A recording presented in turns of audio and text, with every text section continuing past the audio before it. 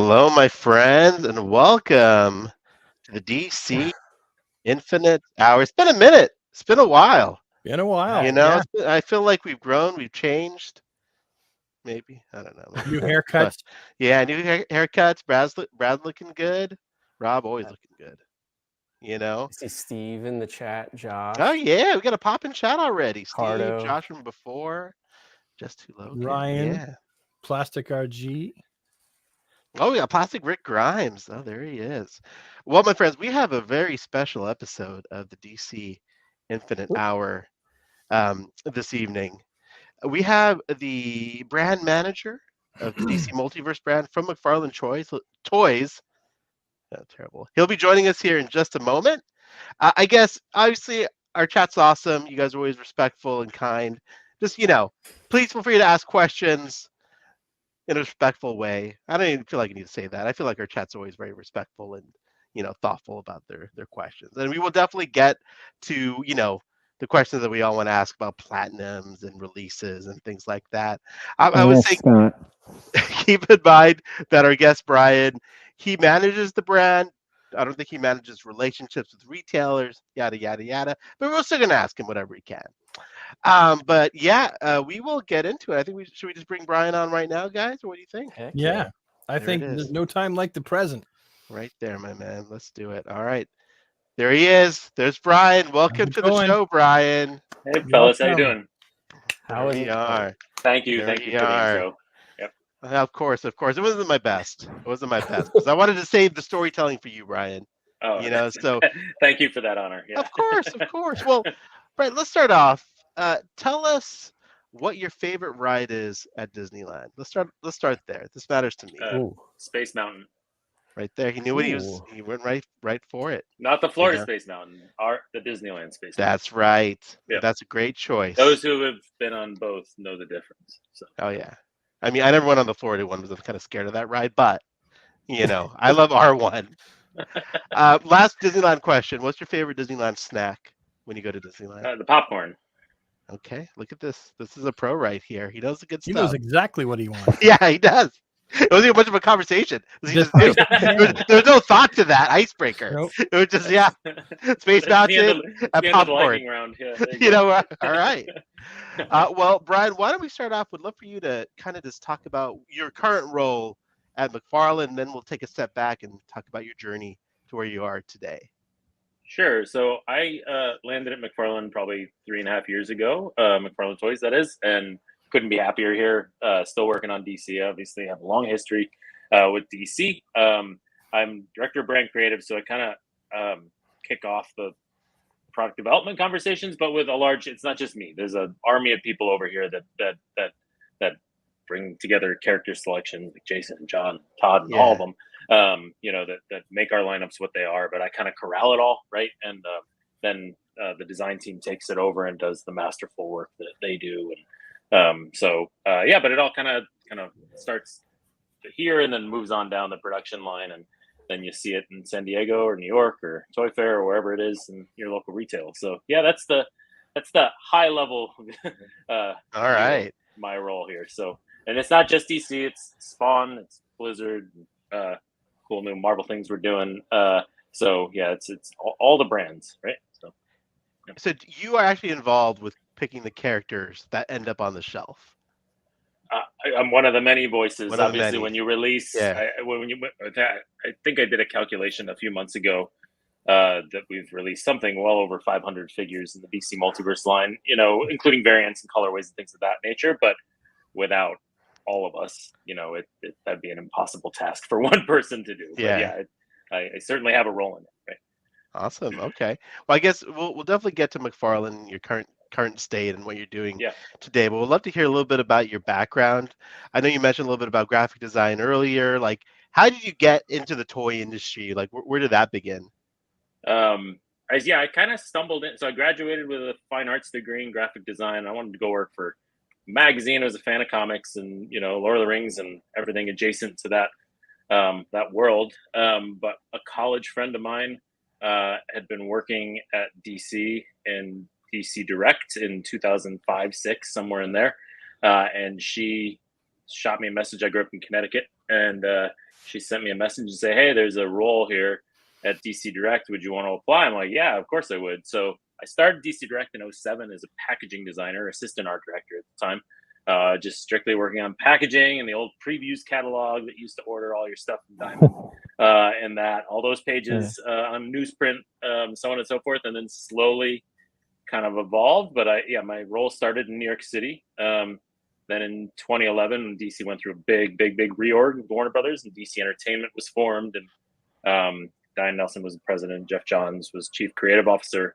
DC Direct, for a lot of you that know, got picked up and moved out to Los Angeles, and that's how I ended up here. And I've now been here, 12 or 13 years. But was at Warner Brothers from start to finish for 12 years. Was on DC Direct for most of that time, but had a few years, like four-ish years, 5-ish years maybe. I'm losing track of it now, on the creative services team under Jeff, working on some of those early pitches and things like that for what would become, TVs and films from a visual side of it.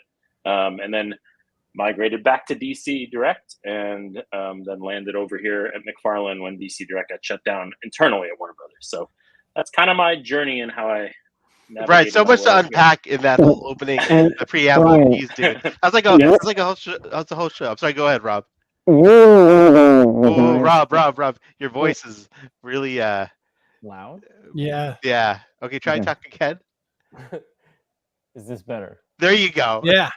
That was great. Oh wait, right, I think there you go. You're good. Oh, Rob, No, Rob, do it Rob, again. no. Whatever's happening there, buddy. It's Is this better? yeah, there you go. That's how you That's what it sound. sounds like. Yeah. Sorry. You weren't one of the main driving forces. or No the good, buddy. main No driving- good. No good, dude. All right. Brian, I swear we need to do better than this. Not by much, but a little If bit. Does it technology sound can better? fail you, it will fail you. No Yeah. doubt about it. I've How learned am I those lessons sounding now? myself. A little bit better. All Say right. something.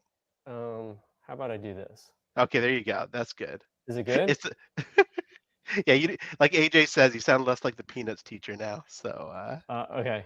there you go. You're good now. You sound great. There you go, Okay. dude. There you go. So Brian, you were the driving force behind the bombshells statue and figures. That's correct. Yeah, when in 2011 I pitched Bombshells to Jim Fletcher and Kevin and Jeff, and off we went with those statues that the great Tim Miller sculpted over most of the line. And then we did the DC designers figures, right? And they were based on Aunt Lucia's art style, and obviously was the doing all the heavy lifting from artwork and figuring out the designs we didn't give reference for and whatever. Just a wonder to work with. So yeah, there were, I don't, how many figures did we release? 8, 10? Yeah, something like that. At Bombshell least figures? 8. What? Statues were closer to 30 releases, I think, somewhere in there. I lost track, but yeah, Yeah, it was a lot of fun. statues. Rob, I'm sorry, buddy. You're You I'm again. gonna drop out. Yeah, I mean, you made it Yeah, jump out. and drop back out, in. drop out. Brian, while he's doing that, let me ask a question. What was the first packaging you designed at DC Direct? What do you remember? There was a Death of Superman animated. There were Oh yeah. there were mini figures. Yeah. That was the and it had I don't what was it? I guess it was just Death of Superman. Was that what? Yeah, it was all based on the all- animated series. Yeah, it had like Doomsday, Lex Luthor. Yep. Yeah, Robot. that's right. Yeah, so that was the very first thing, and then Batman and Son, Andy Kubert. Oh yes. Yeah. Packaging, and then there was the Superman, the Jeff Johns Richard Donner book, Superman Last Last Son, Is that what it is? yeah. Yeah. I'm going way back, but yeah, those were like the first 3, 1, 2, 3 out of the gate. The Shazam packaging comes to mind. The Shazam family packaging good. came to mind. Those were all just like blister card, but those were those were the first batch of things I did there. Yeah. What I loved about DC Direct, I mentioned this earlier, was like every time you did a new wave of figures, all new packaging, Yeah. all new sculpts. Like, was it as fun for? It was fun for me to buy them. Was it as fun for you to keep designing new packaging every couple of months? Yeah, I mean, DC Direct back then was releasing probably months. 2 waves of figures a month, maybe Yeah. 3. So it was a heavy lift because there were only. There you go. That's the There one. it is. Yeah, well done. But You're muted, so Rob. it was.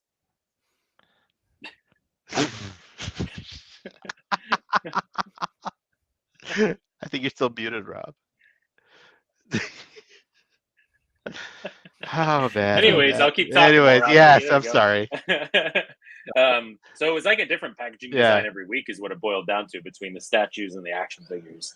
To dig into. But you have to read all your comics and find your reference art. Sometimes you couldn't use the art from the books, so you had to just make it up that was in the vein of the comics that came out. So yeah, it was a lot of fun. I'm not Did gonna you, lie. since DC Direct back then was right from DC Comics, Mhm. did you have more freedom to use the artwork that you wanted versus, like, I know at McFarlane you're kind of a little bit restricted probably by Warner Brothers and the art they provide. Did you have way more flexibility at DC Direct? A little bit more, but not much more, Hmm. because the art still has to get cleared for use. There's the artists need to get royalty payments, things of that nature. That's not my full language, but Yeah. it was still a bit restrictive. That's why I mentioned you had to get a little creative if you needed to mimic Kirby dots on New Gods packaging, because you couldn't use Jack Kirby artwork or whatever it is. Yeah. I'm just making it up, but yeah, so no, it's very similar. I'd actually say it's gotten easier with time, because over the last 15 20 years Warner Bros has been able to clear more artwork for us, so we're getting there. Okay. And then what was the segue for you from packaging design to actually action figures? Was it Bombshells or was it earlier than that? No, it was Bombshells. I wanted to get into product development, and so in my evenings I went to London one day, and they had like Virgin Atlantic had like a nose art illustration on the side of and it just looked like Supergirl. Sorry, it looked like Supergirl. So that's where the idea came from. So I went home, and we actually met Aunt Lucia at C2E2 in Chicago. Yeah. Jim Fletcher found him first. I'm not going to take credit for that. And he said he did all of his illustrations in Adobe Illustrator. There were vector illustrations, and I didn't believe him. So I went home and I tried to figure it out. Like, how's he doing this? And then that's kind of how Bombshells came to it. But that was my first art directing thing there. That's how I kind of got into product development at that point, but strictly with resin, and then the figures came along later. So you were inspired by a Virgin Airlines advertisement. I was on the plane itself. Yeah, they had like a pinup illustration, and there was like a red scarf that looked like the cape, right? So yeah. I'm like, oh well, why don't we just do that? And then we met Aunt Lucia like a month later. I'm like, well, here he is, because he had his spook show pinups or something like that, where he was doing like Bride of Frankenstein and things like that. Mm-hmm. So it kind of evolved that way. But I wanted to get into art direction, so I did some concept illustrations and went to Jim Fletcher and said, please let me do this. And then he did, and onward and upward from there. So that's amazing. What was next after that? Like, what other lines were you involved with at DC Direct? Honestly, because as I mentioned, my background's in graphic design, so I still stayed with like doing the marketing, all those promotional videos that were janky in the beginning, but got better and better and better. Yeah. I did a Arrow stop motion episode recap with action figures and things like that. Oh, that's awesome. So I did, so it was mostly Bombshells. Trying to think of some other. I did the Emanuela Lupacino Harley Ivy statue that's in the designer series. I did a couple Batman black and whites, but not many. The Norm Brayfogle one I got to work on. Jiro Kawada was another one, but mainly just Bombshells, and then the marketing support, all those checklists that came out with Batman animated figures that myself or Travis or a few others at DC Direct would work on. That was all those daily or weekly social posts on our social channels, the old DC Direct social channels. Those were all rolling through parts of my desk, or someone else's, but yeah. And you were involved with the animated line as well, right? Were you involved with like picking characters, or was it more on the design side of the house with that? More on the design side, not so much the art direction. That was handled by a few others on the team. But it didn't. That one, as a massive fan that I am, that actually started when I was on that creative service. Mentioned I had a little hiatus on the creative services team where I was working on other things. Like Wonder Woman stamps or stuff like that. Like it was like the in-house agency at DC for design work. That Batman Animated started when I was kind of on that team. So I'm still I was a massive fan of the show, massive fan of it now. We're continuing the legacy here over at McFarlane and getting new characters out there. But I can't say that I had a hands-on role on that line in particular. But yeah. But you have a hands-on role in bringing it back to McFarlane, though. I guess that is so. pretty Yeah. awesome. That's a lot of fun. Finally got Condiment King out there. That's always been a character on the list we wanted to get to. So. I threw your name up as a banner, but someone in the chat said, "Hey, put the guy's name up that you're talking to." So apologies. Let's take a worries. pause. I've been drilling you for a minute here. Let's see if there's any questions about Brian's time at DC Direct while we're talking about it. Well, I want to say that one of my personal favorite lines of DC Direct was the DC Essentials line, and I have every single one except the Watchmen, just because I'm not a huge Watchmen fan, but I know there are millions of people who are. So we will get to that. But you guys brought back some of the like the horror deceased versions. Deceased figures, yeah. Yeah. Is there any, like, there was that 7-pack with the metallic colors for all 7 figures. Is there any chance that we might see that in the future from McFarlane? What, metallic deco or more essential? Yeah, it was all metallic deco across the board of the 7 heroes. Yeah, I think metallic paint's expensive, but for the right moment, I think it's worth it. Like those 7-packs, it's a great way to get your core Justice League characters now that we have a complete Justice League, which very excited about. We get we could come back with metallic paints. Yeah, I don't think that's off the table at all. No, by any stretch of the imagination. We just want to make sure that those original figures are off the market, so to speak, and not not still out there, because obviously we want to sell the original wave first before we come back with another figure of the same sculptor. Yeah, whatnot. So, understandable. Yeah, but those were great holiday items, right? There was a DC Icon 6-pack, I think, Justice League. Yep. And then the Alex Ross inspired kind of Justice palette with the metallic deco, right? So, Yeah. Good run with Essentials for sure. Curious when DC Direct kind of fell under the umbrella of Jeff Johns for that period. Was that a weird shift? Like, I think it was like you, Jim Fletcher, obviously the DC Direct guys, and then you have Jeff Johns now, who's a writer, a comic book writer. Now, kind of like, was he giving you direction on action figures, or was it more he was just kind of giving you input? Or just kind of curious what that interaction was like back then. Well, the great thing about Jeff, and hopefully he agrees with me, he's a massive toy fan. So he's one of us, if that makes any sense. So what you wanted, odds are he wanted as well. So it was a very good marriage right out of the gate, right? So we may have been more Green Lantern heavy than we used to be, but anyways, you know what I mean. Nothing wrong with that. Nothing wrong with that. We got a lot of lanterns out in the Blackest Night, Brightest Day run there. Yeah. But no, when we moved out here, no, it was great. I mean, Jeff understood toys, I think. So, it was a very easy marriage. And characters that we maybe would not have touched, like Vibe traditionally or whatever, but Jeff knew that there was something coming with Vibe, or the characters that he knew was coming in the pipeline in the Arrowverse or whatever, that he'd say, hey, get the comic versions out of this. So he wouldn't tell us why, but necessarily. But it was great during that run. Yeah. I did love the synergy between, like, when you did the New 52 line as the comics were coming out. Yeah. So, like, you could buy it right then. That was a great. You're so close to the publication schedule. Was like almost in sync at that time. Yeah, the Flashpoint story arc was a really kind of special time because the company was really aligned in that time. So DC Direct was getting reference right out of the gate. You had Jim Lee over there, you had Jeff Johns down there, and even so, then when Justice League kicked off with Justice League #1 and the New 52, everybody was kind of ready to go, and that was great. That everything was so. I know everybody has feelings on the New 52, but like it was very clean at the beginning there, and there are good figures that came out of it, good designs too. Oh, it's one of my favorite. I know people lines. don't love the turtlenecks, but yeah, it's I love the turtlenecks, and that dark side is still. I still love that. Yeah. If we could get a New 52 Superman for the DC multiverse, I would be ecstatic. Yeah. What for you Making notes. personally, Brian, Yeah. when you had to make that move, was it an easy decision moving from New York to LA for your job essentially, or like was there apprehension, or what was that like for you?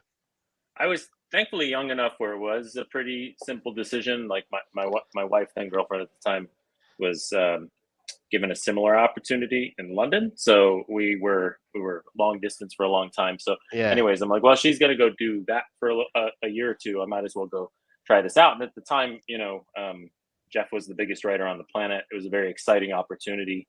I'd never thought I'd live out here in California, but I loved New York City. I'm a Northeast guy through and through. I'm a Phillies fan, all that stuff. But yeah, it was an easy decision to make. We had to make it quickly. Yeah. But at the time I was 28. I think I'm not 28 anymore. And it was easy. I didn't have any baggage. My parents said, yeah, go. My wife was like, yeah, go. And the rest of us, all of us went. Almost every member on the DC Direct team moved at the time. Wow, It was really? really The great to whole keep team? the That's awesome. core group. Yeah, there was only one or two that decided to stay back, but like Jim and Evan and Sean, all those guys moved out right away. So yeah. And then how long did DC Direct exist for after you moved out here? Was it good like 5 years, right, or a little bit longer or less? No, I mean, no. It was 2011 to 2020. I mean, Okay. The pandemic made a ton of changes for everybody, and that was unfortunately one of them. But yeah, it lasted a good 9 years out here, so for sure. What happened? Where did you go right after DC Direct? Like, what was before you got to McFarlane, or was it to McFarlane at that point? It was a matter of weeks, maybe a month Oh. or two at the most. But yeah, it was a natural transition for me to just come right over here. And I was put in touch with the great folks over here, and that opportunity showed up pretty quickly. So yeah, there wasn't much of a gap at all. Yeah. And they hunted you down, right? A little bit of both. I'm not going to say Yeah. I wasn't pounding on the pavement. Obviously, Yeah. when when your department gets eliminated, you're looking for work pretty quickly. So yeah, Yeah. it's but it was a two-way street. I think. Yeah, it was a good position to be in. Good. Brian, real quick, what would you say besides the bombshell line would be your most the figure or statue that you're most proud of that you've either worked or helped with? Great That's a question. very good question. I am very excited that we've been able to get these theatrical build. I'm pointing to the Batman Forever wave behind me. These theatrical build-a-waves out into the world. There were a lot of hurdles with likeness. I'm not saying talent was difficult. There's just a lot of hurdles to get through. And the team at WB has been great. So the Dark Knight trilogy, Dark Knight is my favorite comic movie of all time for me. When that movie came out, digital sculpting was only just starting. 3D printing wasn't fully there yet, right? And I just feel like with today's advancements in technology and the great sculptors that are out there on our team, we were able to capture that. That's probably the one that stands out the most to me, is getting that Heath Ledger, getting all three films kind of in one build-a-wave.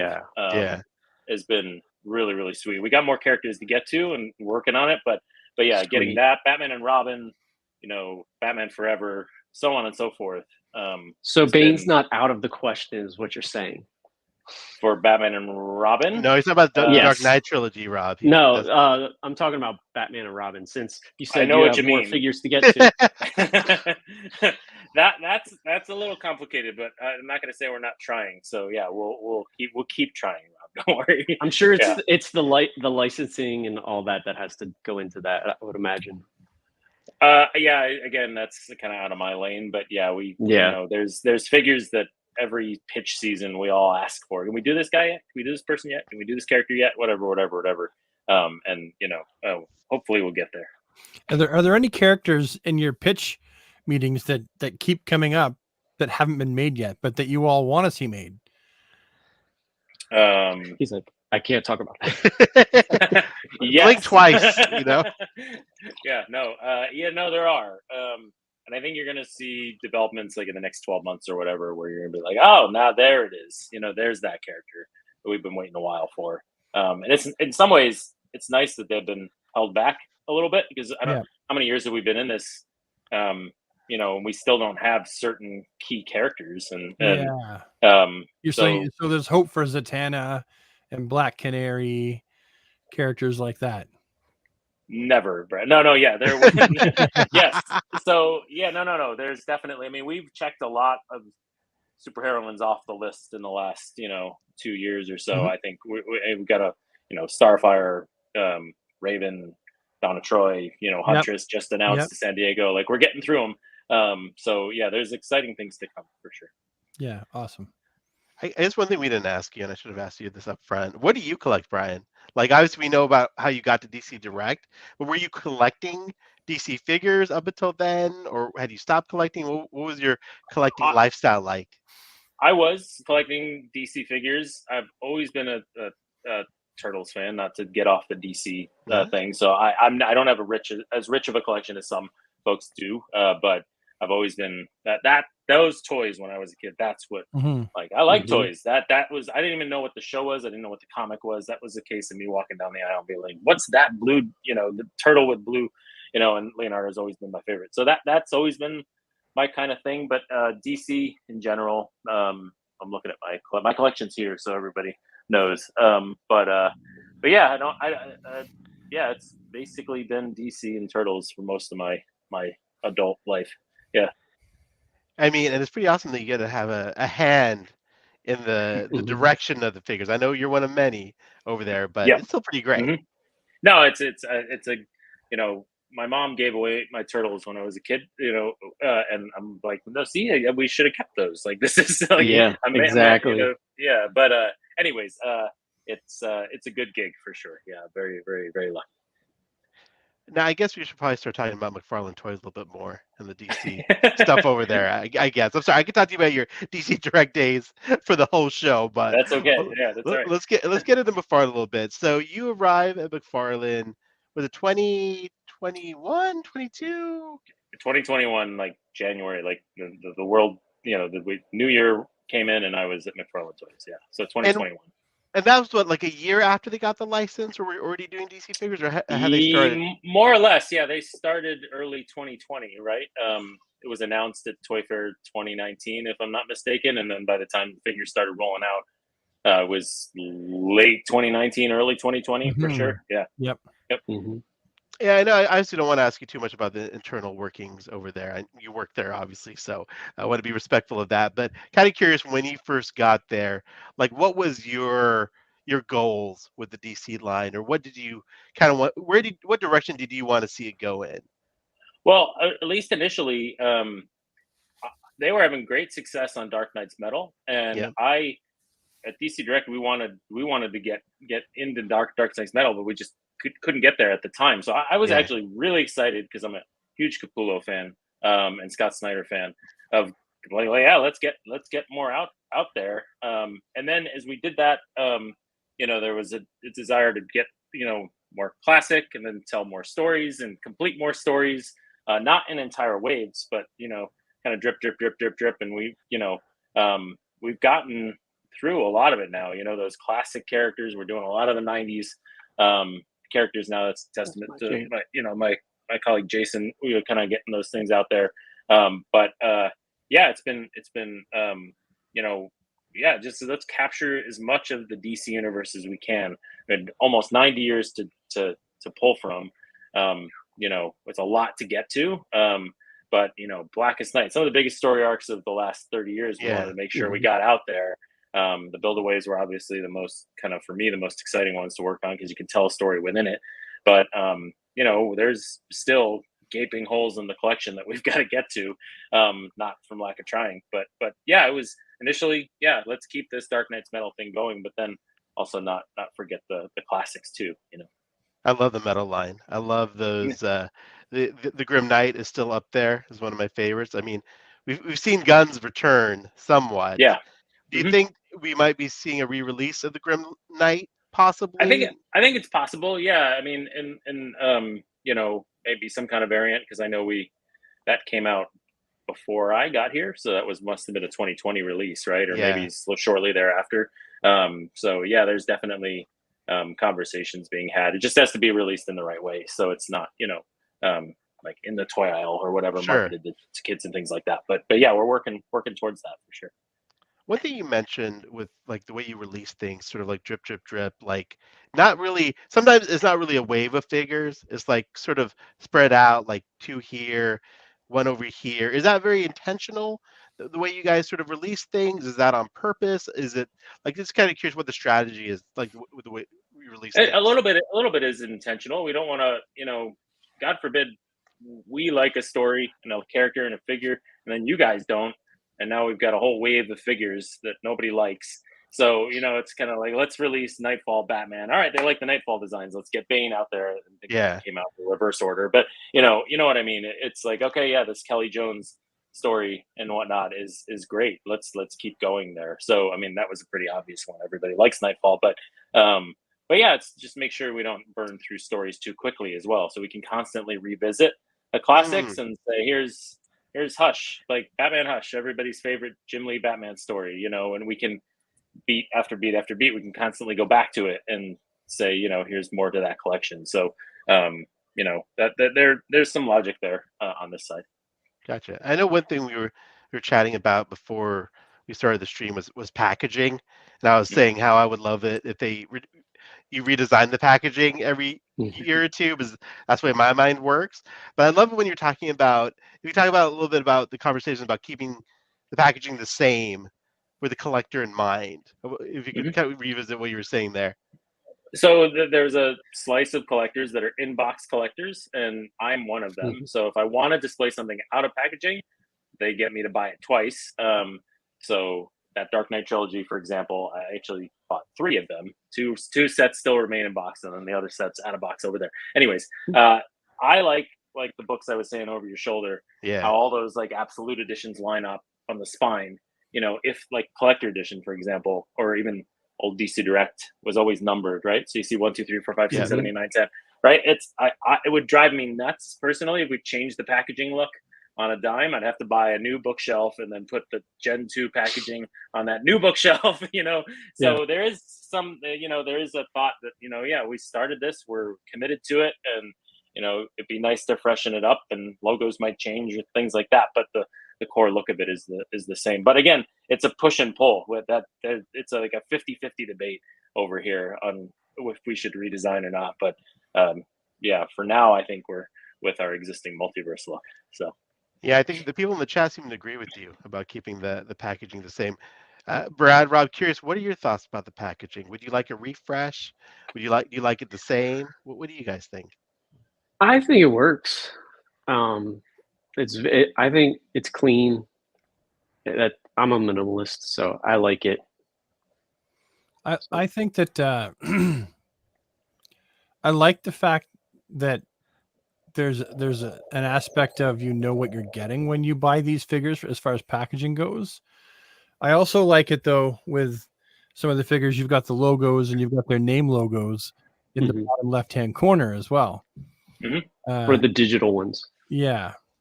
That's true. That's a good point. It'd be neat if we could do like best of both worlds. For people that want to display them in box sideways, you keep the black with the white lettering on the side of the package, so it's always the same. But then the front of the package, you can change the colors slightly to match each individual character. So if it's a Green Lantern figure, you make maybe the front green, and if it's Superman, maybe you make it red and blue themed or something like that.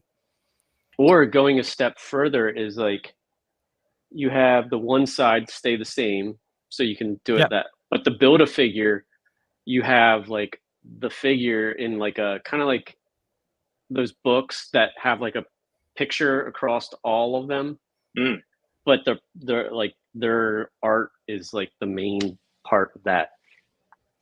That could be kind of cool. I see what you're saying. Sure. Yeah. I mean, I think the packaging team on the Batman and Robin Build-A-Wave played with that slice of color on the spine, I think, with the red kind of. Oh, I love that. That was so great. Maybe that's something that could be worked in, and it doesn't compromise the foundation of the design, right? So exactly. Yeah. Certainly something you could discuss for sure on this side. Yeah. Well, I know. So we talked about when you joined McFarlane and what the direction you want to take things.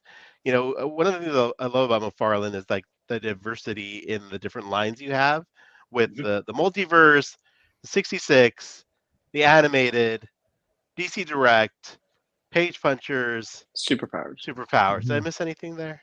That's Are we still like doing the 3-inch, or has that gone to the wayside? No, we are.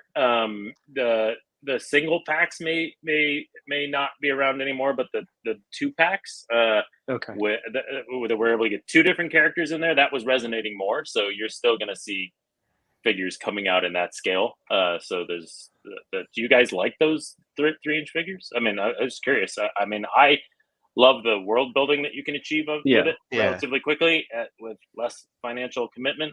But than the our 7-inch figure, but yeah, that's still ongoing. So I like them. Oh, sorry, go ahead, Rob. No, I was just gonna say, like, I'm probably with Ahsoka. Like, I like them. They sit on my shelf, like on my ledge by my computer, because it's just small enough. But like, I don't really go out of my way to collect them. But I know there are people who actually do. They like the comic and they like the presentation of it all. Yeah, I think for me the smallest I generally go that I want to display is the Superpowers. Because I mean, the Superpowers is near and dear. That was the first action figure line I ever collected. So for me, Superpowers tends to be the smallest. Anything smaller than that, and I feel like just for me, they're a little bit too small for my shelf. So they just for mine. I mean, they're good for what they are, but they just sit in the bin at home. Mine do. Curious with the Superpowers, Brian. Obviously, I love Superpowers. I have a stack of them right here. Look at this beautiful wave from Entertainment Earth. How it seems like it's doing well for you guys. You're obviously making more of them. What sort of prompted Superpowers coming back? Like, what was your approach to bringing Superpowers back to the modern age? We were having good success with Batman 66 and DC Retro, and we were looking for another retro line to potentially replace that one. But we got a lot more life and legs out of Batman 66 when characters like Egghead and things like that were just spiking in popularity when we released those figures. They were hugely popular. And a number of us on our side, Jason and Todd has an affinity towards the old figure, the Superpowers figures as well. It kind of bubbled up to the top, and there was a lane where we were able to go and tackle it, and we love the vehicles specifically and how ridiculous they are and fun at the same time. And then so that's kind of how it came to fruition in 2021, I guess, late 21, early 22, from a development point of view. And then what we love about it continually is that it supports like really deep cut characters. You can go much deeper, much faster in Superpowers than you could in Multiverse, for example, because it just those goofy villains or characters just work so well in that line. So it's been a dream to have it included in the portfolio, right? We still need a Lex and a Brain. Sorry.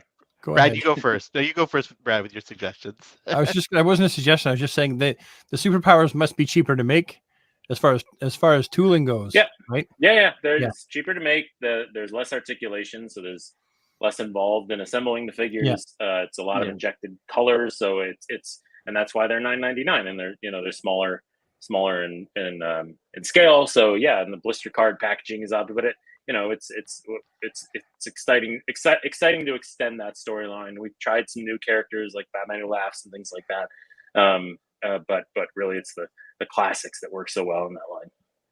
Now I would like to see like a Lex in a power suit and a business suit, but I think like we obviously want to see more female characters, maybe like adding a motorcycle into it, or like a Hard Traveling Heroes type 3-pack. Obviously play sets, and everyone here knows that I did pitch the Forces of Solitude with the key and stuff, so I'm not going to go over that. Rob pitched that to Todd directly. That's I love that. I mean, I would the whole world building is just what's awesome about that, and it brings us back to like our nostalgia, like when like all of us were, that age and stuff. And more on the point of like, you have that new Batman mold that's more in line with the classic. Mhm. Is there any chance we're going to see a Superman kind of like that? I think so. Yeah, that's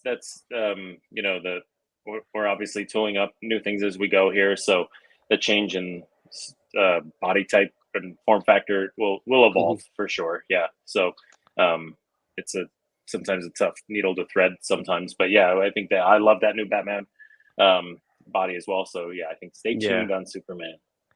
Any chance we Awesome. could get Watchmen in the superpowers line, Brian? I'm sorry, I'm blinking Somebody my mentioned eyes that. with- Somebody mentioned that at San Diego Comic-Con or a That was panel. me. That was me. Oh, was you? I Okay. think that was me. Yeah. Yeah, it's a very good idea.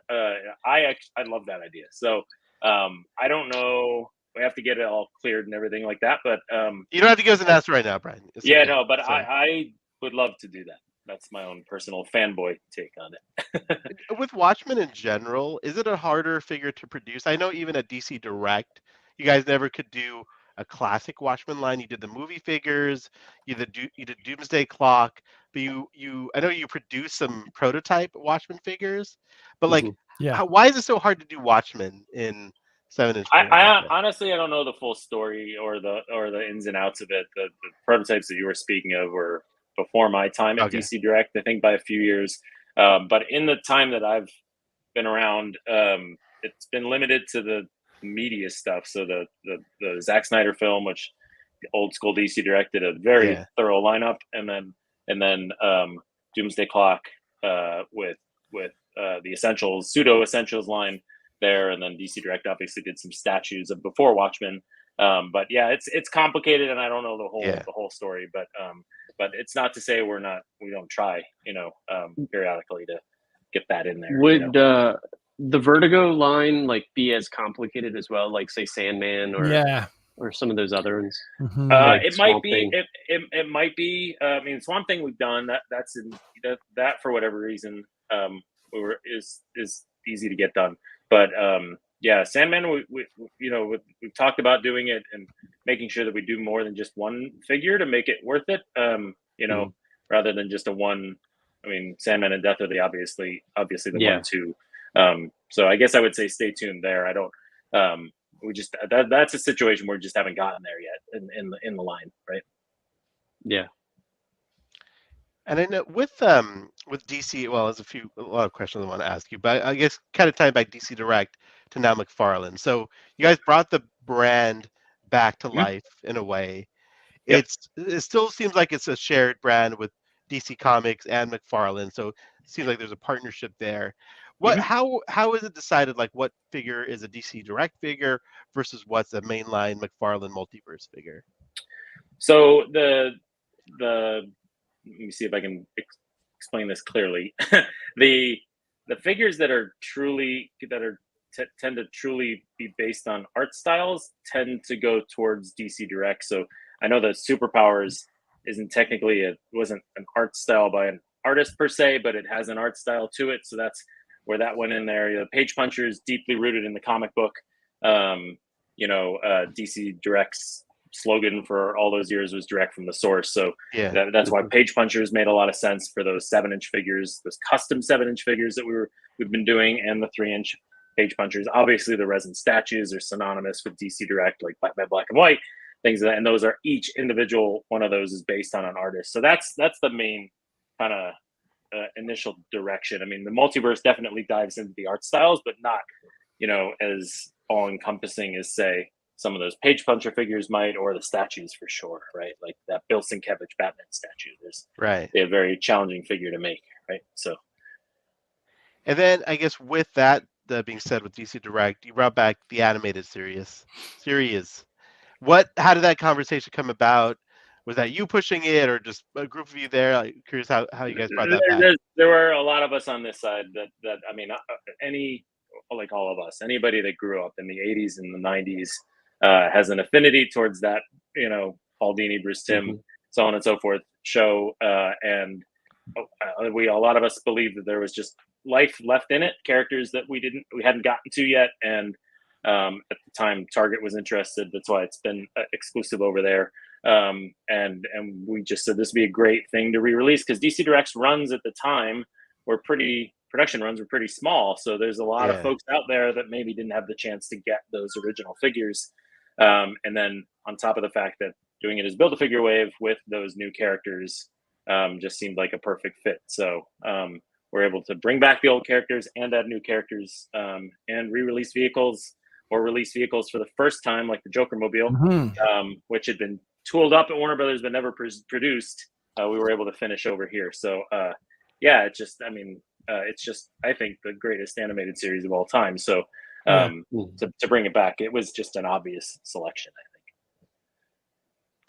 With the I know obviously they're a little bit different from the DC Direct days, like the plastic specifically just feels different.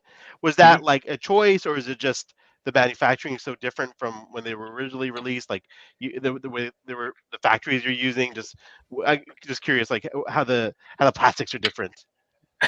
Yeah, some of those decisions have evolved. I mean, it's a new team, working on it. On the production side, we're making a lot more volume. We tried to get the price point. You're getting a Build-A-Figure line for $30. I think the DC Direct figures were $35-$36 towards the end there, maybe more. Yeah. In some cases. So there's just been some natural evolution. I don't have a lot of visibility on the production side, but that would be my guess there. That DC Direct had a lot of painted parts. There's more injected plastic now, which helps keep that price point more approachable. But yeah, we're still, I think, maintaining the quality.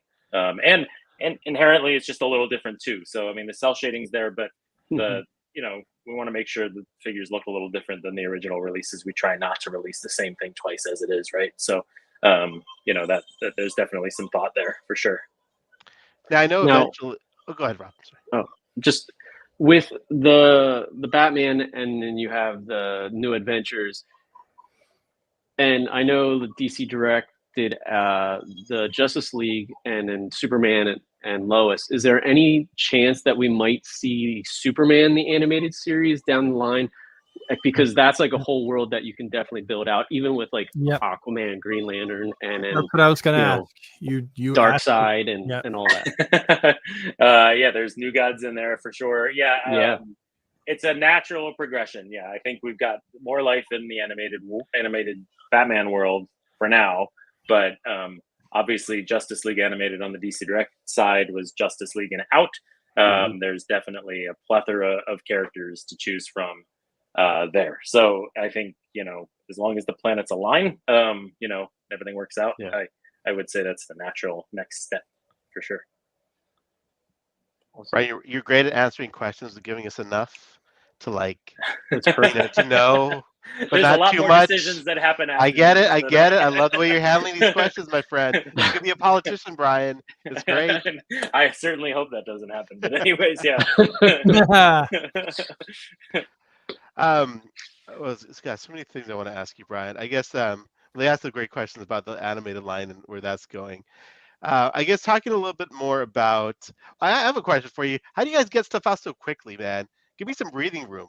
You announced something today, and I got to pay for it next week, and it's just a week after.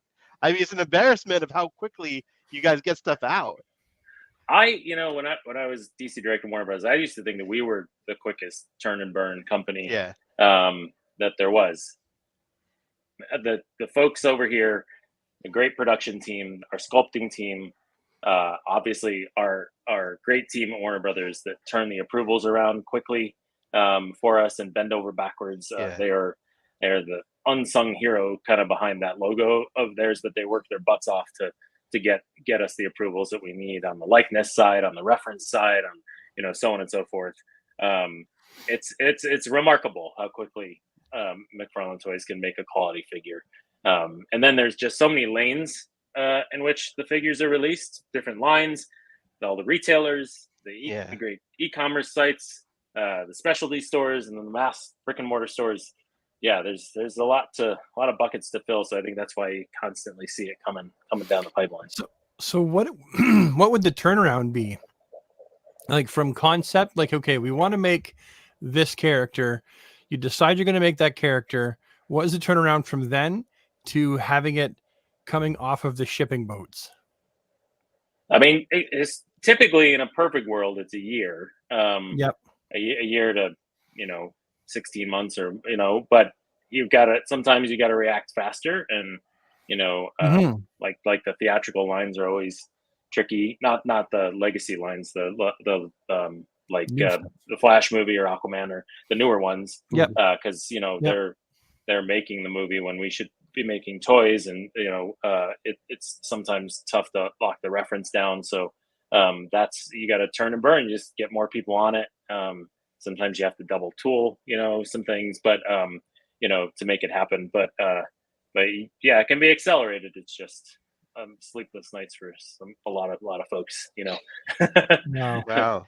So actually a year from like design to arriving in stores for Yeah, more or approximately. Yeah, less. it can be longer for sure. Yeah, I mean, we'd love to tinker on toys for even longer than that to get it absolutely perfect. But So yeah, by the time we see the official photography, it's already pretty much done. The figure, like it's already in production Mm-hmm. somewhere. correct. That's That why is it seems correct. like we get it so Yep. fast. When you show Yep. it to us, it's actually been there for a while. Yeah, I think the earliest you guys see it is at our panels typically, or because we'll cheat and show renders on those Yeah. panel slides. Obviously, they're all approved, but yeah, it's typically the pre-order window is a month or two, so that's why it's up for pre-order, and then before you know it, it's in your hands, right? Mm-hmm. So, or you have to go in store and find it, that kind of thing. But yeah. Love it. Okay, and Amazing. I guess a couple questions about. We definitely can see that you guys are trying things out, Mhm. adjusting things on the fly. I know, like one of the things earlier this year was the collector edition line, right? And kind of like us trying to wrap brains around what is a collector edition figure, and I guess what is that like defined as today? What do you guys consider something that should be in the collector edition? A few more bucks kind of frame. A few more bucks. Yeah, I mean, it's not, which in the position at retail, we try to cater the Batmans and the Supermans and the Flashes and maybe some Green Lanterns in the most trafficked areas of the stores, but we don't want to abandon you guys, and the heart, the diehard collectors. So we can get away with more in the collector edition from a character selection point of view. We can include more accessories, slightly higher price point, but we can get more accurate with tooling. We can add more accessories. I think you guys have been seeing an evolution in the content that's in the box and collector edition. We can get the wired capes in there more frequently, and I think everybody's been a fan of the wired capes. I've certainly done a 180 on my position on wired capes myself, because of what the team has achieved here. So you're able to get that Green Lantern pack is a perfect example of it. Abin Sur, or Tomar-Re, maybe not the most popular Green Lanterns, but they're essential to your guys' collection. So it's a perfect home for characters like that. And so that's kind of so the slightly lower level characters, I don't want to call them deep cut because they're not. Like Hawkman's not a deep cut character in my opinion. So but not that superstar level that really needs to move the needle. In the toy aisle, we can go just a little bit deeper and in the collector edition line, and that's been a good home we've found over the last, I guess it's been approximately year and a half since it started, where we've been able to see a lot of great characters come to fruition there, like Starfire, one of the more recent inclusions there. Huntress again was just revealed. More artistic takes on Batman, like Frank Miller's Dark Knight with the battle damage, and the lamppost. Like that's a great example of collector edition. It's got, even though we did the Dark Knight Build-A-Wave, we weren't able to get all that detail in there. We weren't able to get the lamppost in there. We weren't able to get alternate hands in there. It's a good fit. So I think it's becoming internally here our favorite line, because of we're all fans here as well. But. Yeah, I love the newest stuff too, like Ragman and right. Agent Leverage, things like that. Yep. Clock King. You mentioned the wired capes. Is there like a difference why you choose like more of the taffeta style versus like the cloth style, like with Tim Drake Robin? Because that cape I think is superior than to like the more taffeta style wired cape. be honest, we're still, kind of. I mean, the wired capes are relatively new over here. I mean, I think the Batman 6-pack was the first time we really dove right into it. So we're still exploring those materials to see which reacts the best. The bottom line is the wires in the cape is a huge hit over here, and hopefully for you guys too. Because you can pose the cape, it can, and that's one less thing you have to tool too, right? So odds are you're getting more accessories because it's a fabric cape. So it's a kind of a win-win. But in terms of materials, Rob, I think we're still exploring. So let it be known I guess which material you guys like. But it also depends on what's going to sit on a certain character. Sometimes they can get it too puffy on the shoulder just based on the design of the figure, and we want that to hang properly. So there's a push and pull there in the selection process. I just learned tappeta. That's the new word I learned from Rob today. Yeah, I didn't you know and me both. Like I don't know about I don't know about cloth manufacturing apparently. So there you go. So the wired capes are a hit. I love them. I think most fans do. I do like plastic though in some scenarios. So I guess there's that give and take there. But we're not abandoning the plastic cape. I just want to say that right now. We're not getting. It's not like it's not going away or anything like that. We're still going to feature them in the line. It's just, maybe when it's our second or third visit to a character, maybe we'll do the wire cape, or if there's a accessory we definitely have to have in there. I'm like, okay, we'll do fabric cape, and then we can get those accessories, that kind of thing. I know I have to ask this about the Platinums because it's given Rob a lot of anxiety.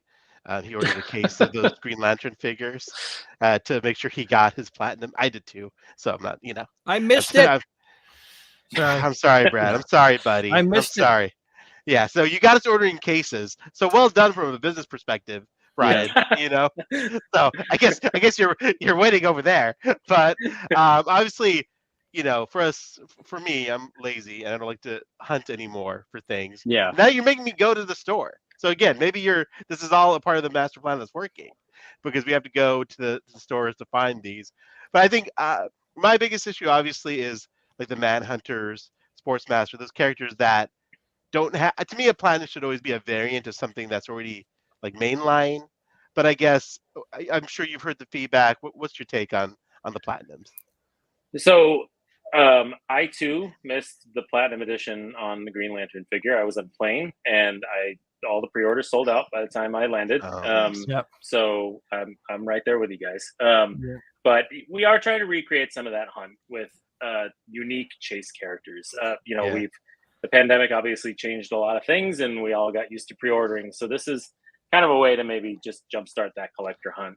We like the idea, but I don't think you're going to miss out on them. It might require some patience. But although they'll be limited in quantities, they'll appear. I think you'll get them.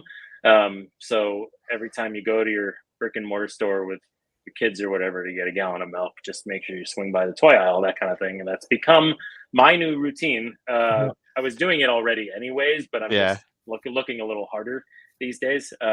So it's meant to inspire that collector fan base and get that hunt going again, because we like the fun of it a little bit. It's not like we're trying to give you guys a hard time, but and it's also a great way for us to get those super deep cut characters out there to you without the commitment of quantities that it takes to, it's just a different way. We're trying it out. Only just started, but I like to tell the story, and I told you this, guys, last week when we talked about having this live stream.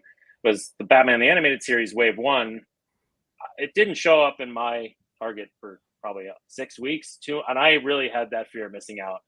And I'm like, am I going to have to bite the bullet and either drive through ridiculous locations to get it, or buy it on eBay like everybody else that can't get it? But eventually it showed up, and eventually it was there for a while. So I think good things come to those who wait. So maybe you'll get it. Patience is not our strong suit, especially. No, I'm aware. None of us. One thing I will say, I know a lot of people have mentioned, at least to me, is that if you're gonna do army builders, not to put it behind the chase paywall, like the Green Lantern Corps or the Manhunters, for instance. are multiple. Some people buy a ton of them, and it definitely makes it tough. But is the target like build a wave for the year? Is that kind of gone to the wayside? It has. Yeah, we've decided to focus. If you remember the Target Build a Wave, like the Crime Syndicate one, there was that, and then there was one set of gold labeled figures. Quarter 4 year, more or less, we decided to shift to twice the amount of single figures for them. There's more than that too, based on the season and out of aisle opportunities. But we wanted to save, I guess, or wanted to feature, I should say, the Build a Waves everywhere, because we knew we had good content coming. And so that was a shift there. But you're still technically getting the same number of figures, just minus the Build a Figure, obviously, which especially on the mega figure side, it gets deep cut real fast. So when you were losing bigger characters in the Build a Figure line, it was cannibalizing the mega figure line. So there's a balance there that we had to figure out. But Brian, can I pitch something? Of course you can. We got Brian captive. We want this guy. Oh, yeah. Hunter Prey. Superman. That is a great. You could even do that with like a classic Doomsday 2-pack. In the multiverse line or in another line? Or either or. Okay. Either or. However you can get it out. Yeah, just not a Platinum Chase, though. Just not a Platinum Chase. Anything else is fine, though. Okay. I would even love this in Superpowers. Gold label Platinum Chase for Rob. There we go. Yeah. Also, I'm going to plug this just because the Matthew Ryder 2001 Armageddon. That's a custom Rob Wave Rider. This is my custom. But I would also love a Monarch. That would be a great 2-pack as well. From that, and then extent from the 0 hour. I heard a pen click. but yeah, yeah. But I mean, this is just using the now my brain went numb. Blue Beetle Buck, right? Actually, this is Booster Gold, and then Green Lantern arms, and then Animal Man's feet and hands, and then of course Wave Rider's face, which is a little bit larger for but it works. But Monarch obviously would be a new tool. I think them too for the Armageddon 2000, and then they also went into like the DC Weekly. Remember that, the 52 Weekly? Yeah. Monarch was in that. The 52. Yeah. And then he eventually became even extent in 0 hour, as I nerd out. But yeah. All right, Rob. Enough pitching for the moment. No, I mean, hey, we'll get back to that. Don't you worry. We do like character requests. You know that Todd did it at our San Diego panel, and I was on my computer writing all those ideas down, because I mean it takes an army, right, to come up with all the uniqueness in the line. So please keep it coming, right? Guys, you heard him in the chat. If you have any suggestions, keep throwing them in there. What about like a containment suit Doomsday? Yeah, that's been talked about quite a bit. I'm going to tell you, Monarch has been talked about quite a bit. There's Nira. Yeah, I mean, Captain Carrot's a good one. I'll just tell you, Captain Carrot was in the first, I think, in 2021. It was we tried to get it out then it was 2022, and it didn't ultimately come out until late 23, or was it early 24? I can't remember. But sometimes it just gets shoved down the line, because something else comes along. So it's not because we're not trying. Yeah. One question I had, Brian, is about production runs these days. It feels like we hear a lot of things that you guys are every company's producing less because there was too much being produced a few years ago. Is that accurate? Are you guys are you actually producing less? Should we be more cognizant about getting stuff we want now because we probably won't see them later? What's your take on that? No, I don't think you're gonna miss out on the opportunity. You might miss the pre-orders online, but I don't think you'll ever miss the opportunity in store. We're definitely trying to make enough to meet the demand. There was this weird buildup of inventory after the pandemic. And I don't know if you guys remember the shipping containers off the Yeah. coast that were just sitting there. Yeah. And then suddenly it all opened up and all the figures came pouring in and nobody had any space for them. So there was a bit of, a little adjustment in that time, but I wouldn't say that we're limiting out of, we're being cognizant of inventory, not making sure there's things sticking around forever. But, again, that is a threading of the needle too. How many do you make? How many don't make? But I don't think we're ever going to make something. And hey, if we see it sell out really fast, that means like, oh, we got it wrong. So we're going to come back and try to release that figure in a new way, best we can. So we know that there are less made of the platinums, right? Yes. So what do you have? What is it? Can we have an idea of what the production run would be for platinums? Like it would be like 500,000 or 50,000. Certainly not 500,000, but I'm going to be perfectly honest with you. I don't know. Yeah. I don't know. I don't know how they get sorted in the case packs quantity wise. That is many stops down the production line for me here because I'm more on the front end of it. But they are definitely limited in nature. But like I said a few minutes ago, I think even if you can't pre-order them, I don't think you're going to have trouble getting them. I know a lot have shown up on some shelves recently, and I don't know how that works from out of the container into the distribution center, and I don't know how there's a lot of steps in there that I don't have the visibility to, but I don't know the exact quantity, to be honest with you. Oh, fair enough. I guess one figure though that definitely a lot of people ask me about is Wonder Woman. She came out beautiful. Luckily I got one. Any chance we're gonna get a reissue of her, or like a rebirth? More than likely, yes. More than likely. Okay. We're just letting that one. I think just the team really crushed it on that one. They did. The classic one, and we're just kind of letting that breathe a little bit rather than inundate you guys with a bunch of different Wonder Womans.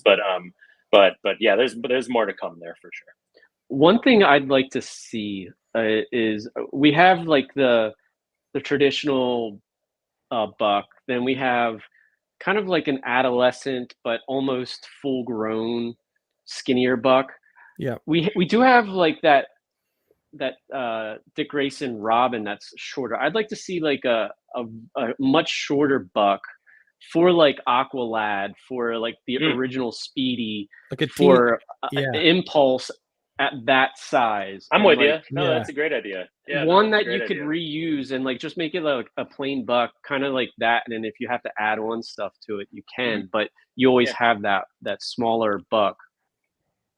Yeah, I think the only super small figure we had as a foundation was like the Carrie Kelly from the Dark Knight, and that may or may not have evolved into some other figures. But yeah, it's a very good point. I mean, it's not every day, the shorter figures come up, so that it's tough to say, all right, we're going to double down on the tooling on this one. But it's a very good idea. Just pick your time and moment, so.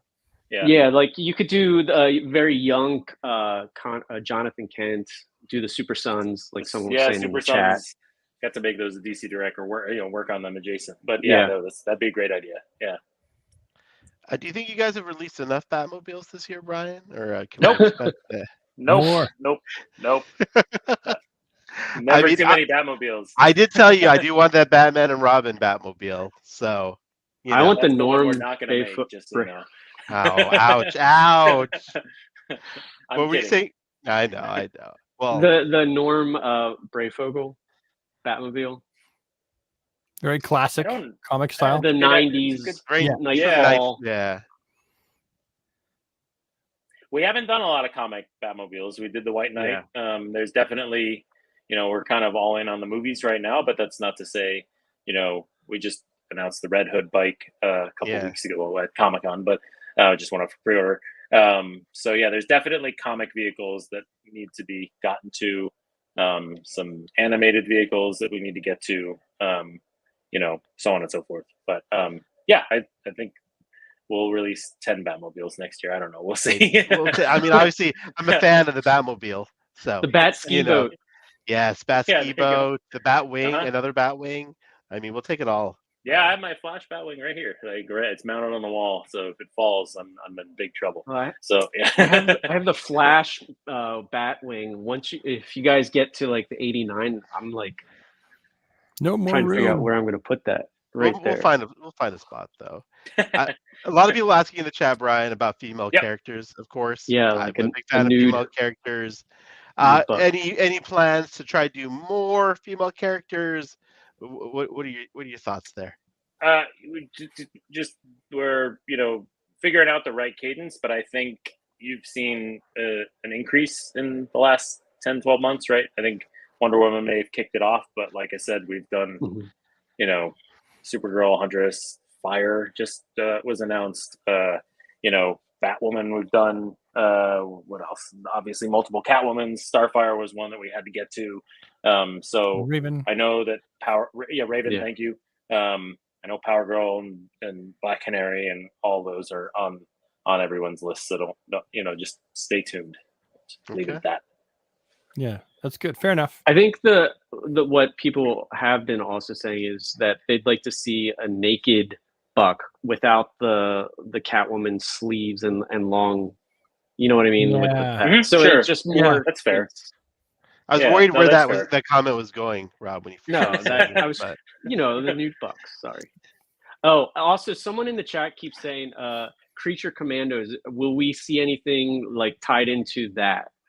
The new animated series or the old? Well, either or, I guess. Yeah. I mean, there's a lot of great characters. I think so. I can't. Yeah. So stay tuned. Yeah. Brian, just share your screen and just open up the folder. Here's Come on, our dude. Paul, It's all right. No one's watching. No one's pitching gonna our know. straight good Todd shit. will be cool with it, dude. Don't sweat it. Since Superman is what, about a year away? The new Superman movie is about Yeah. a year away. Have a you little guys less already than that now. began work on the figures for that? Maybe. Yeah. I mean, that's like we talked about those production timelines, so you can put 2 and 2 together there. So Yeah. but yeah, there's a lot of work to do. There's so much new good content. We're excited about the next chapter in the DC universe, right? So I know it's been limited to what the chapter outside of chapter 1. We know they've announced the Brave and the Bold style thing and Supergirl. Yeah. They had a casting, but much more than that. We're still waiting like the rest of you guys. I have to ask you about the Batmobile one more time. The green versus the blue. Oh, I mean, obviously, I assume you guys wanted it to be blue. I guess any context on kind of what happened with that? Yeah, we're it's still in conversation. Obviously, I think the earlier samples that we saw were bluer. So we're trying to get to the bottom of it. But I think in certain lighting it looks a little more blue than green. But I understood the criticism, the feedback there. So we're looking into it. I mean, I still bought 2. I bought the glow in the dark Good. version and the regular version. The regular? So, And you got Yeah. Alfred, so yeah, I'm like, I don't know what I'm going to do with both of these, but I love Batman Forever so much, and that Batmobile is my second favorite Batmobile after this one. So that's the 89. Yeah, got it. that's 89. That's the Hot Toys 89 one. I know. I mean, That- That's is a it grail. 3 feet long, 4 feet long. I mean, how? It's somewhere in that. it's bigger than my 1-year-old. That's for sure. Yeah, my Taller than she buddy, is. my former colleague at DC, the cubicles had bookshelves, and he had one, and it took up the whole bookshelf. I think the Yeah. wheels were like a half an inch over on either side. It's a It little was- bit, yeah. It's a little Yeah. sticking out a little bit there. Well, Brian, I know you've been on for like an hour 15. I don't want to keep you on too much longer. I'm here, guys, and yours for however long you want. Well, okay, we're gonna keep you on then. I think we got through most of our questions as far as like understanding. Oh, I do have a question. Oh, there it is. Go for it. Okay, dude. so one of the pieces that I always wanted, and I never looked it up on eBay, so I guess I could always do that. But the Asbat's head sculpt, like the helmet, I know Ahsoka has it Here, I'll grab on it his real shelf. Oh, I have it And, too. I have it too.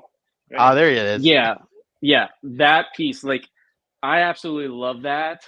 And is there any chance that we might see that, because you did do the 89 mask? Big one.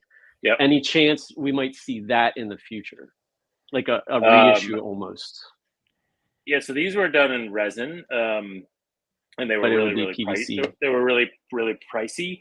Yeah. I think you may have bribed our marketing team, but yeah, there's a smaller iteration of that cowl line. We announced the 89 one at 1-to-1 scale, but there's a smaller iteration that I think is great for the collector and all of us. And you may the ASBAT isn't in that initial wave. I'll be quite frank with you, Okay. but that's not to say that we're not. It's an obvious one to do.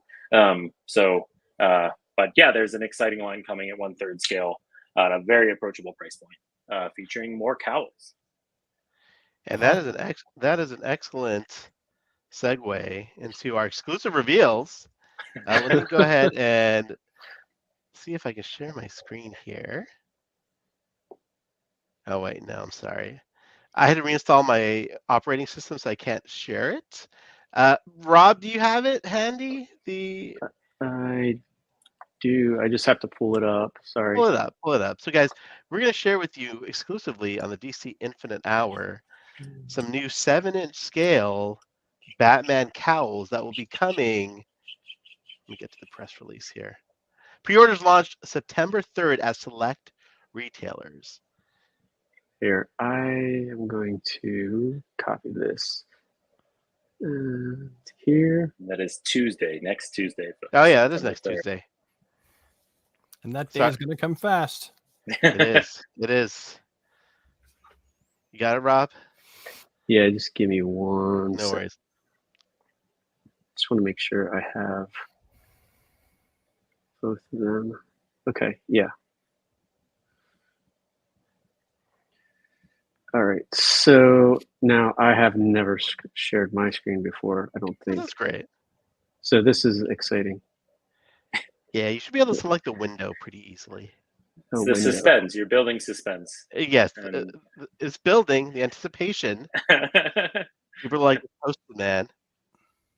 All right, let me. Sorry, guys.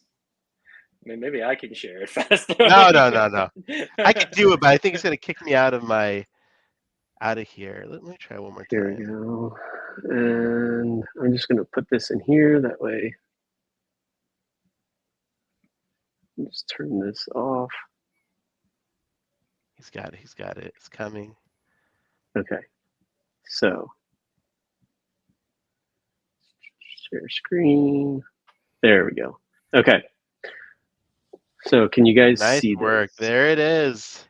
Those look cool. Ooh. So you can see by this wave, there's a commitment to not just media or theatrical or TV based, but also comic based as well. And you know, there's a lot of great infographics out there on the internet that you just type like Batman cowls through the ages. You'll see that there's like 100+ designs. So this is, I'm super excited as somebody who worked on the half scale cowl program at TC Direct. This is, this is great. So these are 7-inch scale plastic, and they look great. And I imagine, I don't know what the price point is. And let's see here. They're $14.99 if I'm not mistaken. Can't be that. That's affordable. Yeah, that's great. And how tall are they that you said? So not there's Ahsoka said 7-inch scale. They're probably 7 inches approximately in height, but I would say they're more 1/3 scale if I had to put Okay. a proper scale behind it, right? And I did see the 1-to-1. I'm sorry, I did see the Batman 89 one at Comic-Con. It was great. The 1-to-1 was amazing, and even the smaller one is, you can make a really nice shelf of just cowls. So super cool. And then we have one more, which is going to be for the Target fall, right? Is that it? Oh yes, for the Geek Out. The Fall Geek Out, yeah. at Target. Yeah. Yep, that's correct. So that one is this one. And that goes up August 30th, exclusively Animated at Target. cowl. Look at that. And then there will Those are be fun. there'll actually be a total of 9 pre-orders launching that day. I don't know what the rest of them are, but it's part of the Target Fall Geek Out pre-order launches. Yeah, so there'll be more announcements soon from McFarlane Toys about the other pre-orders. I'm terrible at reading a press release, Brian. I apologize. This is awful. You know. This is preparation. Hey, can you share your screen, Rob? Okay. The last time we're Yeah. sharing anything with you. Yeah. You think we would have been better prepared for that? But Right? there you go. So there's some exclusive reveals. Yeah, I'm Yeah, looking forward to those. Yeah, I mean, we're cognizant of how much space everybody has. Clearly, you can see behind Ahsoka, Rob, and Brad, and me Yeah. over here. Yeah.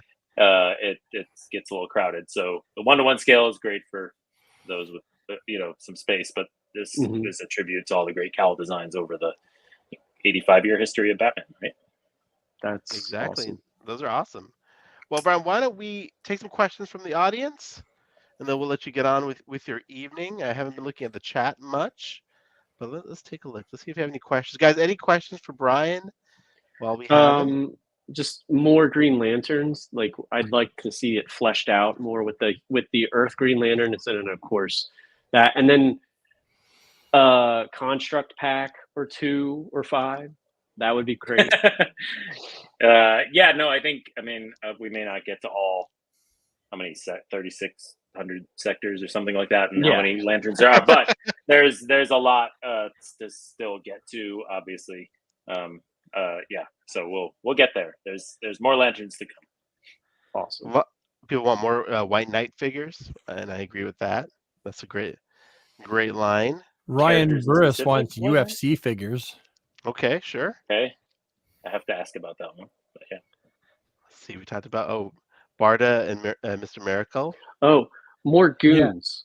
Can we get goons like Joker Ooh. goons and Can we get Bob the and- Goon? Ooh. Can you do the 89 yeah, Goon Bob clothing? the Goon. Bob the Goon, Brian. More goons already done. I mean, it's a valid. There's on the Spawn side, we did some minions where you make a figure and there's kind of interchangeable parts. But we could achieve that with goons too, and things And like that that. would be great army building too. Yeah, GCPD police officers, like you can do Yeah. it across the board. The Manhunters, as you were saying, Court of OMAS, all Owls. sorts of things. Court of Owls, yeah, that's a good one too. Yep. Any chance of a Cape Crusader content from the new animated series? I just started watching it too, so I'm liking it so far. So maybe, yeah, it's not up to me. Obviously, there's a whole bunch of people too that has to make that decision. But it's nice to see the Bruce Timm animated art style back in play. I like this. What is your favorite figure from the past year from the multiverse line? Your personal favorite? Can we take another question and I'll think about it? Yeah, sure. Let's see. Ooh, the Panther suit. Yeah. Yeah, that's an obvious one for sure. Yeah, I know. Yeah. Yep. I guess I think Josh Yeah. said, can we see animated, like, the Grey Ghost and that, but more into like the DC multiverse line where it's more like realistic. I guess, like the Phantasm and It's a stuff good like point. that. Yeah, no, that is a good point. Yeah, I've only really typically thought of those characters in the animated series, but it's not. Yeah, that's a good idea, a good suggestion for sure. How come Ben Affleck? I would, was- yeah, do that. I say, how come Ben Affleck wouldn't let you use his head sculpt for the Flash? Ooh, movie? yeah, that's a good one. It's more Was he just like- complicated than that. was he just like, no, yeah, I'm not doing Was it J-Lo? Did she say no, Brian? Yeah. I'm just kidding. Stop taking my calls. So, anyways, the BVS figure came though, so there's that. Yeah, that's good. Hey, listen, it was something. Let's see. Will it be the more stylized figures like the 2006 the Batman and Beyond be possible adventures continues? I guess we want more Batman Beyond figures. More than just the ones that were released around San Diego Comic-Con time. Yeah, oh for sure. Yeah. For sure. Yeah. It speaks to the question that you guys, or the request about Superman animated and Justice League animated. There's more of the Timmverse to explore, right? Yeah. Question for you, Brian. Do you collect any other lines outside of McFarlane toys? Outside of the DC? We know the is Turtles. Yeah, the Turtles Turtles. ones are the big. That's the big one. I only have so much just disposable income, so that's the main one for sure. Yeah. Gotcha. Yep. Do you like the Mirage Turtles? I don't have No preference. no preference. Yeah, I'll put it that way. Yeah, no, it's the animated style turtles are what I grew up with, so that's kind of what I tend to go to for sure. Yeah, I got to figure. I'm still trying to figure out my favorite figure for the year. Is it one that hasn't come out yet? Maybe. That is definitely true. Ooh. So in 2 months, I think we're gonna check the box of a long overdue, properly done figure. How's that? Ooh. I like the sound of that. Yeah, that's a Or great figures, tease. shall I say? Figures. So look at the showmanship, Brian. I love it. Leave you hanging. Yeah. No, I like real quick. I like the Superman Batman fusion figure we just came out with. Oh yeah, as well. Love it. Yeah, we saw that in the comic, and like that's a toy. That's one that recently. I know that Cyborg Superman was a long time coming, so that was a fun one. Plastic Man. That's an easy one too. I think Plastic Man as a Build-A-Figure was just I think a great way to fit him in the line. And then the Anne Hathaway Catwoman and with the Batpod, and then the Lucius Fox with the Tumbler, and the theming we've gotten going on where we can get, like is Lucius or Alfred or whatever, those cool toys, maybe not, but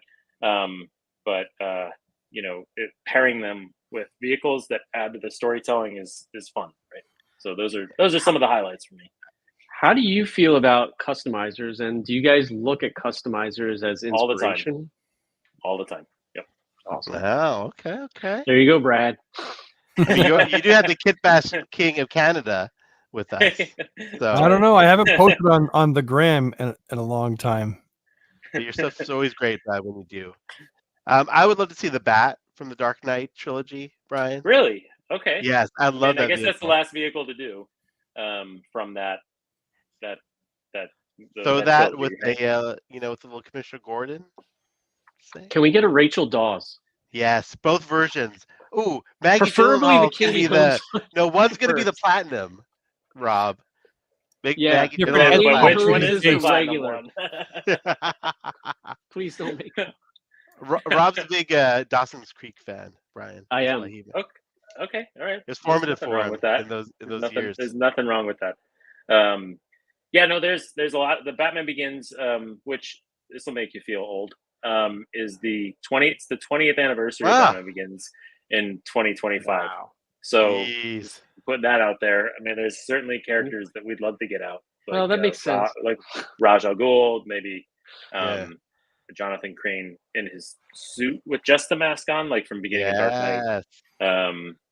Yes, Rachel Dawes. Who else am I missing there?